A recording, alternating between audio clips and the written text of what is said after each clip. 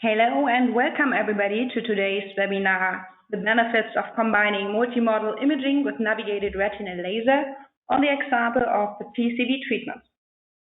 I am Ulrike Rahn, the Clinical Project Manager at ODOS, and I'm happy to see so many interested people today being online to follow our presentation on Navigated Retinal Laser. In the next approximately 30 minutes, we will give you an overview on how to combine navigated laser with different imaging options in the management of polypoidal choroidal vasculopathy.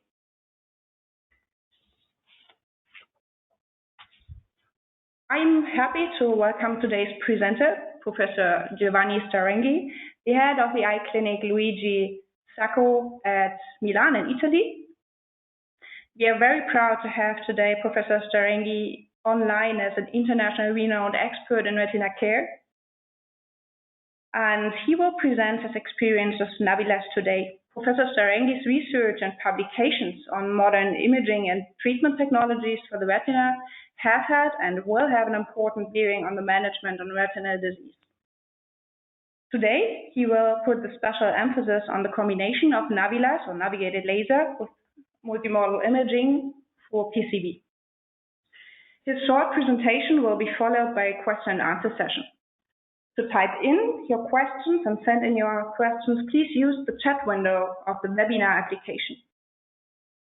After the presentation, we will answer as many questions as possible. Any remaining questions that cannot be covered fully today will be answered offline. So don't be worried if your question has not been selected. We will provide an answer thereafter. But now, let's get started with the presentation.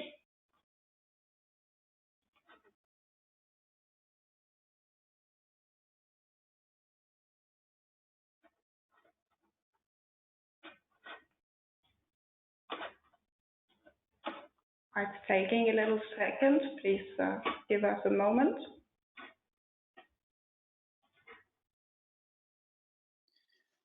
Good morning. I'm happy to share with you the benefit of combined multimodal imaging with navigated retinal laser, in particular for the polypoidal choroidal vasculopathy treatment. And these are my disclosure, and in particular for the topic of today, these are the tools. So polypoidal choroidal vasculopathy can be identified using a series of imaging modalities. And here an example of different imaging approach. In particular, if you identify two or more of these signs, you can be happy to identify polypoidal CNVs. So first of all, if you use a color image, you can actually see the orange bulge, particularly if you use a slit lamp and with a retro illumination. You see these three orange bulge can be coupled with small hemorrhages or big hemorrhages. When you have then the OCTs, there are different signs, but of course, always you have to remember that you have a ring very well identified. When you have a RP detachment, the hot spot is always at the edge of a detachment. And just to compare with a RAP lesion, where you have the hot spot always in the center of the detachment. Then, if you have a nice ICGA, you can actually see all the vasculature, and the polyps can be identified also in the center, not only at the edges. So, and if you use a dynamic ECG, you can actually see the pulsatile filling that fill in the mid phase, and the late phase is actually empty. Other sign in OCTs, again, polypoidal lesion can be attached to the RPE, so not only staying in at the level of the Brooks membrane, but is also can attach to the detached RPE. And it's also important to visualize the double layer sign that is actually the sign of a normal branch retinal network of a polypoidal lesion. Why using the Navilas? Well, as you know, the Navilas is a laser that can be planned. You can actually taking the images that you already acquired for identifying the polypoidal lesion, and in particular, in this case, an ICGA.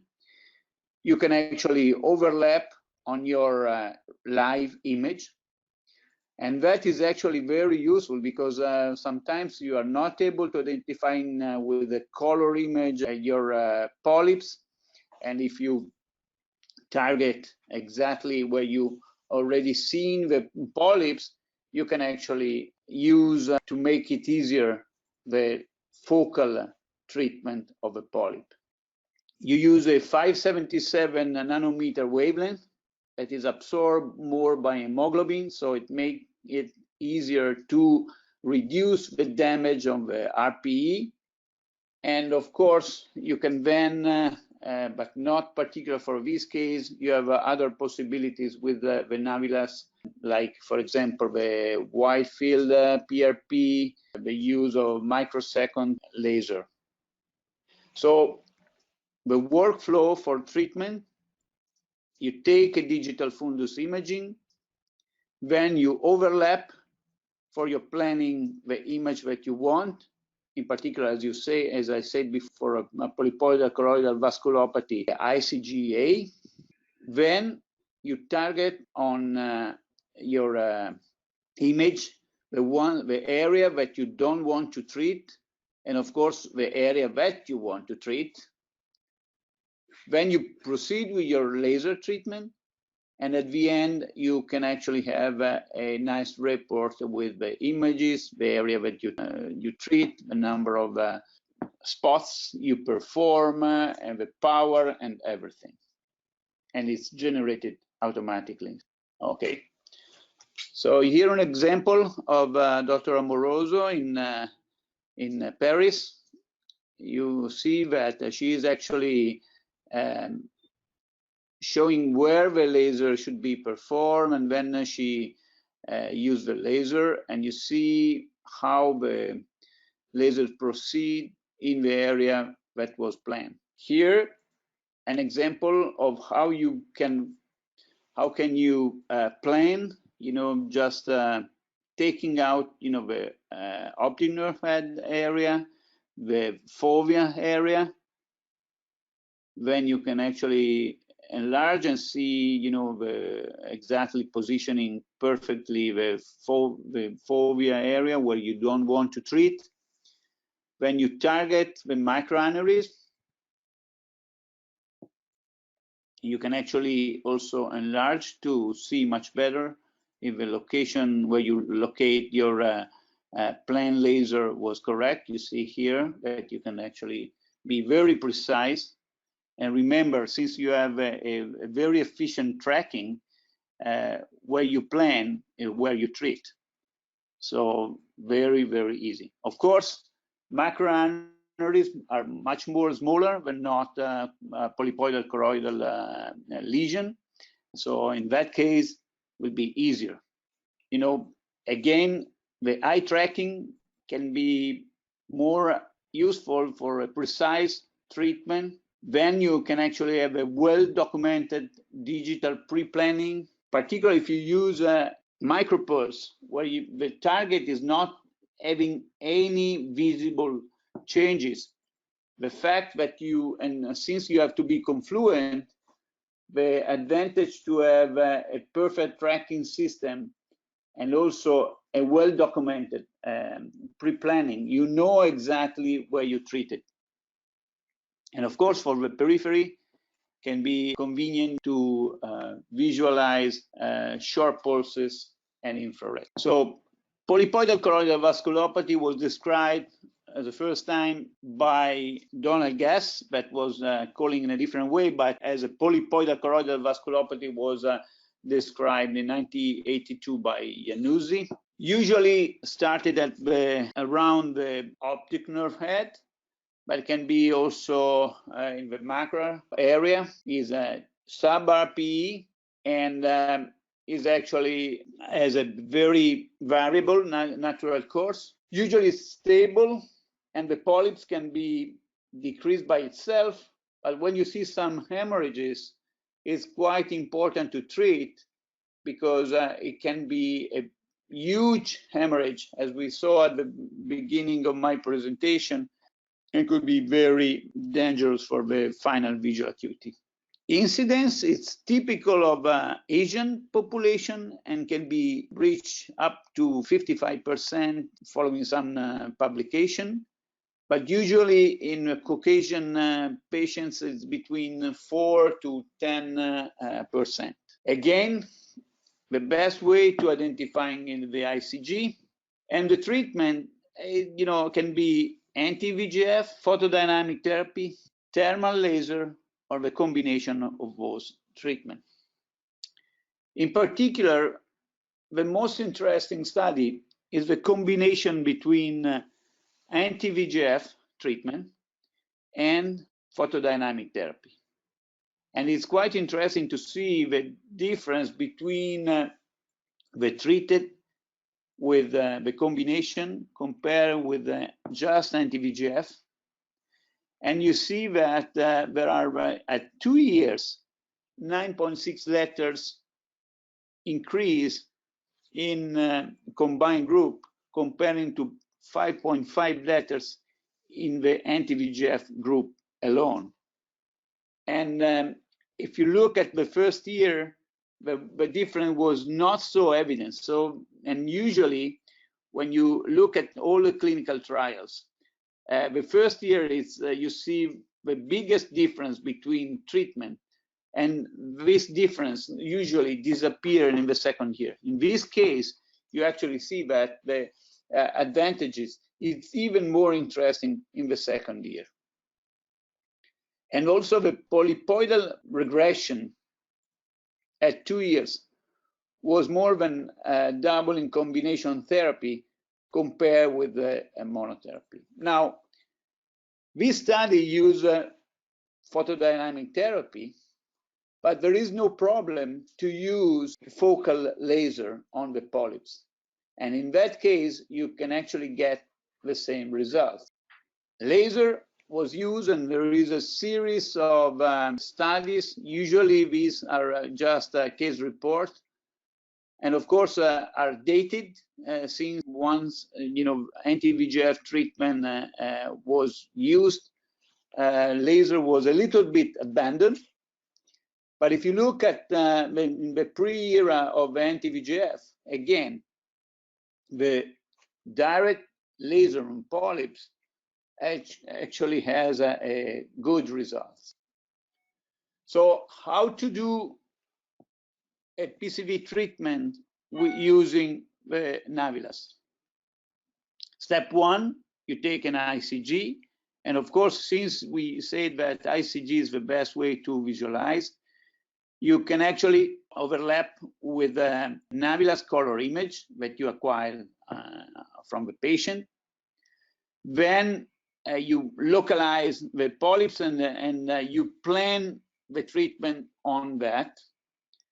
And you have to use not high energy, but rather use a much more number of spots, usually with at least 200 micron size, and the high repetition in the same area. So low energy, more repetition in the polyp area. And you can actually always check, taking a color picture, seeing if what you get is not a whitening of the retina, but just small changes in the color. And in particular, if you are able to see the orange bulge, since you see the color and you are able to transform in a brownish area, that is your target. So in that way, you know that you have coagulated the bulge, and you can actually also, if you want to repeat an ICG, and you will see that the lesion, it will be closed.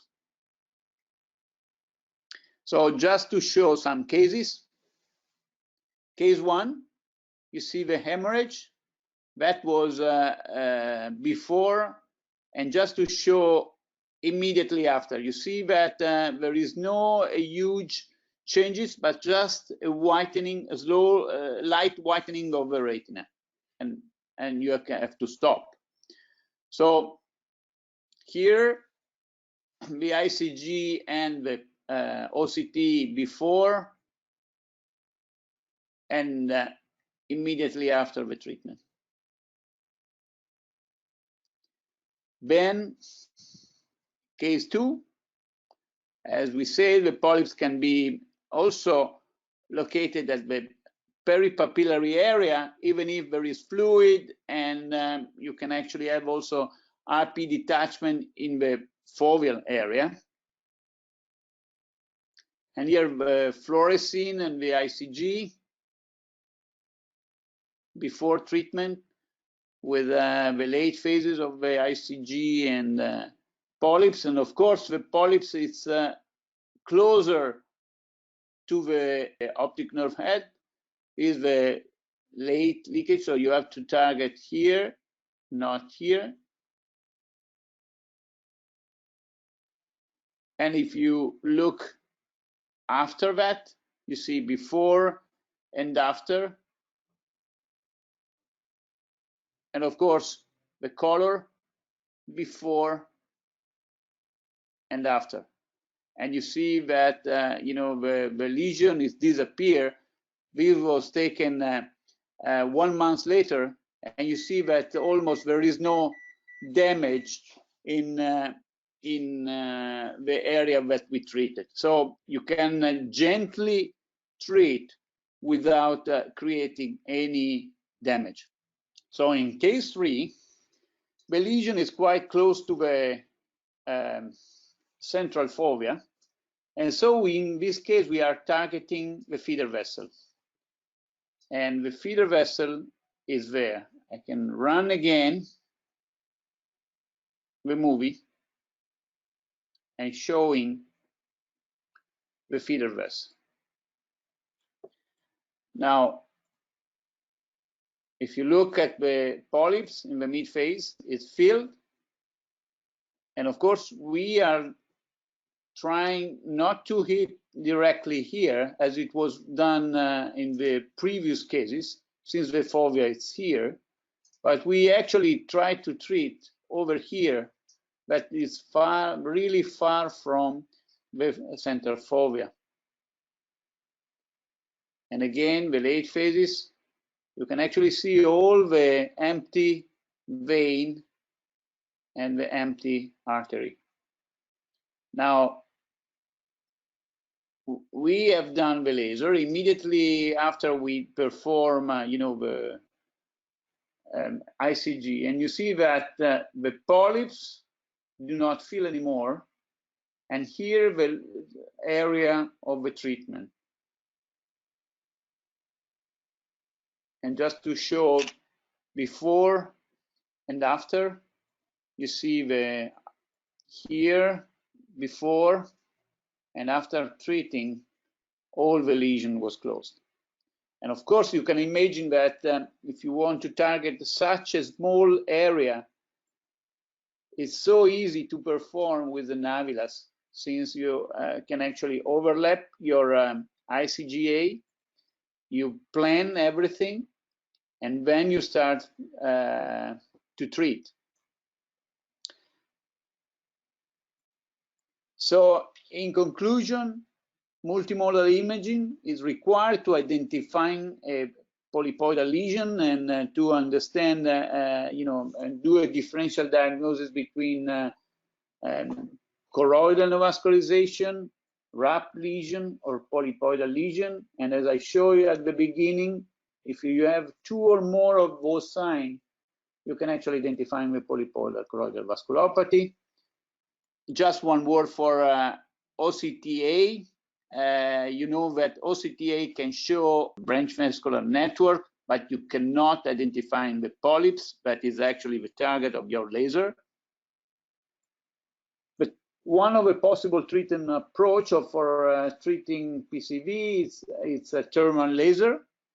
Even if we don't have, clinical trials, we actually have experience of treating for extrafoveal lesions, but directly with polyps, or if you target the feeder vessel, even if the polyps is very close to the fovea, as I showed in the last case, you can actually treat very far from the fovea and without creating any visual impairment.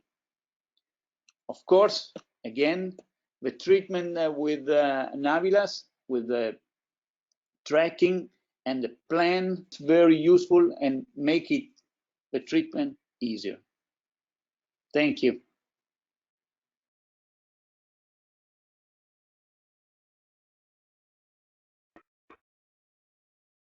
Thank you, Professor Staurenghi, for this really already in-depth presentation about what to do with PCV cases. We will now move on to our question and answer session. As a kind short reminder, you can send in your questions by using the application window, my chat window in the application. We will try to answer as many questions as possible. If your question is not yet selected online, we will answer that offline after the meeting. Professor Staurenghi, are you ready to answer the first question? Yes, I'm ready. Perfect. There's already the first question available. It is, in addition to the usability benefits, are there benefits in terms of clinical outcome when using navigated laser? Well, I would say, and probably I try to explain, if you are very precise, the damage due to the low energy that you can use to close a polypoidal lesion, and the fact that you actually are very precise, of course, you reduce the damage in the retina, and so I would say yes, it's a big advantage. Okay, thank you. I hope that answers the questions. The next one would be, how do you plan the treatment for the PCV, and what are the parameters that you use for the treatment? Okay, so the treatment usually it's if we can treat directly with polypoidal lesion, it means it's not subfoveal. So we use a 200 microns spot diameter. We use very low energy, starting from 60, 70 milliwatts, and the duration is not more than 100 milliseconds. Then we repeat many times, and we stop as soon as we see some whitening of the retina, actually grayish of the retina. We don't want to have any whitening of the retina.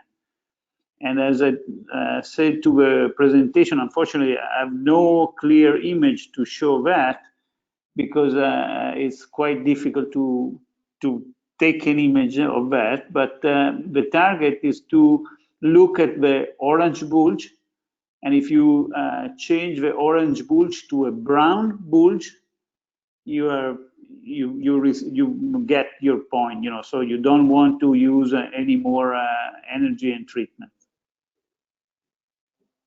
Of course, if you don't see anything, of course, if you don't see anything, you can increase the power. And the advantage of starting from a low energy, it seems from some publication that the low energy create the activation of some proteins that the famous heat shock protein that protect the retina. So you can actually then increase the energy without creating any further, damage. Okay, thank you. I hope that answers the question on which parameters to use. There's another question coming in about choroidal neovascularizations. Is there any risk of CNVM when using the Navilas for the pollutes? I try to understand the question. The question is that if you do laser, you can create a choroidal neovascularization. Well, that is something that happens, was described when you were treating the central serous chororetinopathy, where there were no CMVs. Well, and doing, the treatment, heavy treatment with laser, it was called fertilized the choroid, creating a Brooks membrane rupture and the possibility to have a choroidal neovascularization, a new choroidal neovascularization. Here we have already the choroidal neovascularization, so it's not the problem here. The problem could be just if we use it to high energy to create a damage in the RPE or the photoreceptors. And this is why we say we don't want to whitening the retina, because when you whitening the retina, it means that you already, use too high energy, and the effect is already in the retina. So I don't think it's a problem. You are not creating a new lesion, but since the lesion is already there, you try to close or reducing the permeability of the polypoidal lesion. I hope that was the answer for the question, and I hope I understood correctly the question. Okay. Yeah, I think that was a relatively intense answer. If this question is not perfectly answered, we can also help afterwards. There's one more question about these pollutes. Do they remain closed for a long time, or do they repermeabilize? Well, usually the polyps are closing. The effect of the choroidal polypoidal lesion is that the polyps can be generating in other points. In fact, it's quite common also to see that without any treatment, the polyps can disappear and reappear in another location. Of course, the branch vascular network can extend, and the polyps, that is actually a dilation of the vessels. In fact, one called aneurysmal type 1, more than a polypoidal lesion. It's actually can be open in other part of the branch vascular network. Okay, thank you. In the beginning of the question sets, we were discussing about the parameters. I see that there are two more questions coming in.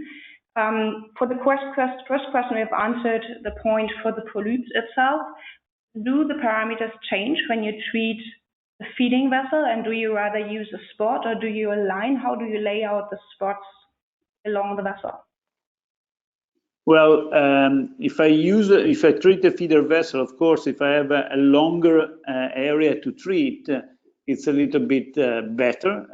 But again, the approach is exactly the same as treating the polyps. So low energy, never use, probably most of the time when you treat the feeder, you can actually reduce the size of your spot, but never go on 50 microns, because then you are too concentrated. The energy, the joule that you use is increasing, and it's more difficult to control, not over treating. So 100 could be the minimum. And then again, you treat over the feeder for, I would say 300 microns, or 3 consecutive spots, and repeating on that many times. Again, the goal is not to produce any damage. But when you do the feeder vessel and you have, you are lucky to see the vein, so you target the vein, and when the vein disappear, of course, it means that there is no any more perfusion of your polyps, and so you can stop it. If you're not able to detect the veins, you have just to treat, look at, in the area after your laser spots, and see if still evident the artery. If you do not, know if it's closed or not, you can always perform another ICG and double check if it's closed or not. But usually, it's quite common to see the artery and veins, and since the flow is slow in the polypoidal lesion, the rate of success to close treating the feeder is for sure higher than not a normal choroidal neovascularization. Okay, thank you. There's still a relatively long list of questions. I'd like to combine 2 questions that refer to the identification and monitoring of these feeder vessels and polyps. It's what kind of, can you use OCTA in conjunction or instead of ICGA for the treatment and monitoring? And combined with this, is image snaps sufficient, or do you use video recordings, especially with regards to ICGA? Okay, so for to answer to OCTA, OCTA can show, the branch vascular network, but usually is not showing the polyps, since the limit of the OCTA is that if there is a slow flow, is not able to show. So most of the time you actually see all around, but a black spots that correspond to the polyp itself. So to monitor, and if you target just the polyp, probably OCTA is not the best way to look at the closure, for example, of or the maintenance of closure of the polyps. The other question was based on, was actually asking which are the best way to, oh yes, for the video angiography.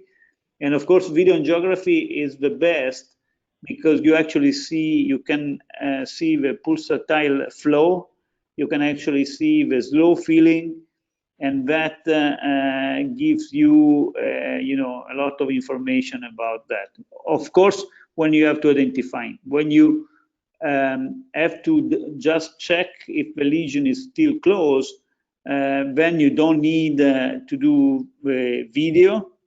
But I always like to do it by the way. But you don't need just the video. You just look at the mid-phase ICGA.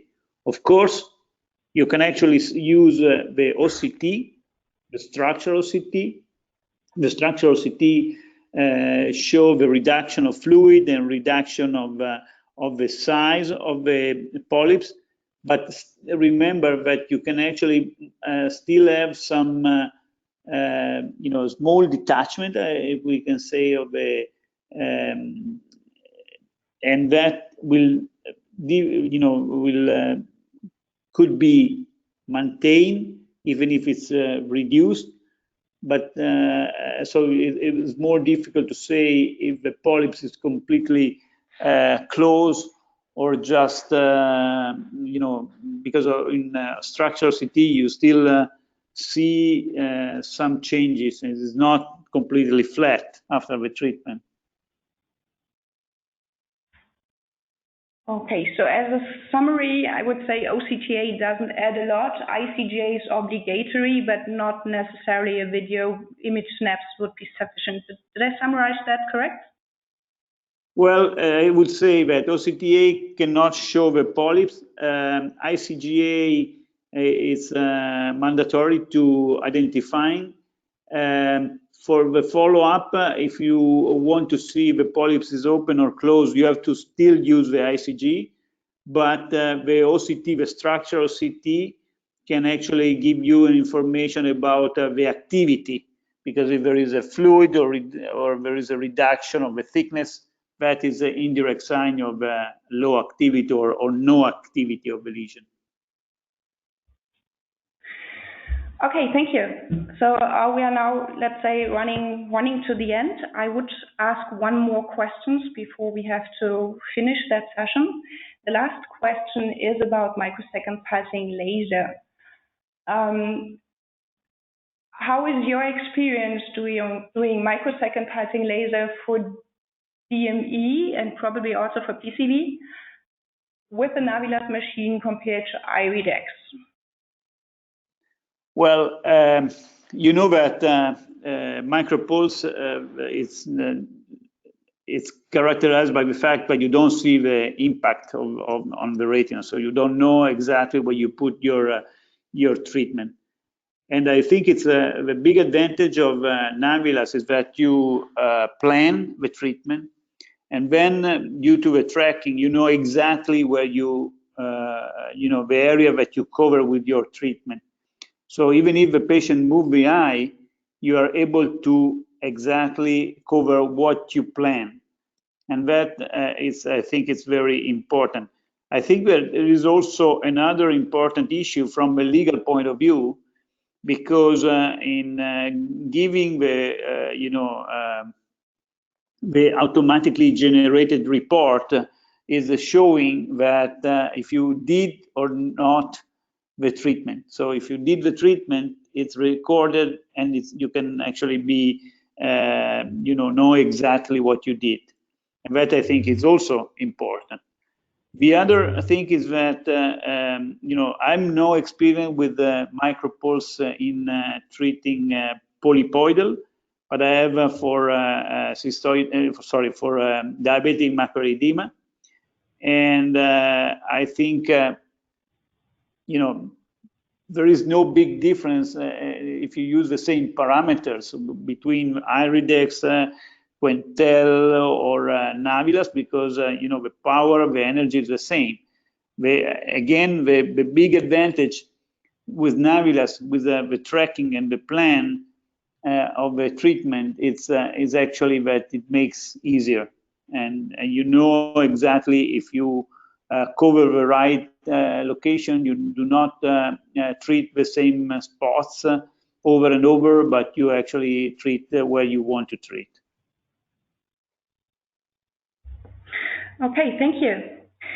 Thank you very much, Professor Staurenghi, for this interesting presentation and for a very intense discussion. I enjoyed following the webinar today a lot, and I hope everyone else did as well. We will inform everyone once the on-demand webinar will be online and available. And again, the questions that are not yet answered will be answered offline afterwards. Until the on-demand webinar is available, you might want to review more clinical experience and webinars on our website. Please visit the website under www.od-os.com/experts. Yes, again, thank you very much for everyone for attendance and availability today. See you soon and enjoy the rest of the evening. Thank you.